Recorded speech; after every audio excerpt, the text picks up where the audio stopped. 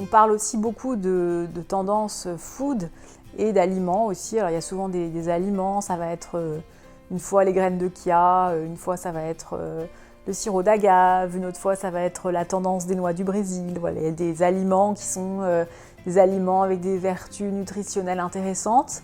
Et après, bien sûr, des tendances nutrition fortes comme le véganisme, le végétarisme, le flexitarisme, toutes ces choses-là, le sans gluten, le sans lactose. Il y a beaucoup de régimes sans, ça on en parle beaucoup. Après, il est difficile de manger de l'excellent tous les jours, donc c'est vraiment plutôt essayer d'inviter les gens à être exigeants. C'est pour ça moi je crois volontiers au flexitarisme. Je pense que les gens qui sont véganes ou végétariens, pourquoi pas. Bon après il faut le suivre tout à fait correctement.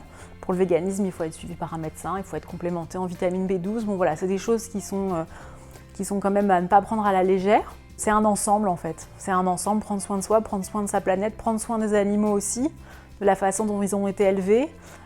Toutes ces choses-là, c'est être respectueux, se poser les bonnes questions, moins manger de viande, ou en tout cas faire attention à la qualité de la viande ou du poisson qu'on va manger.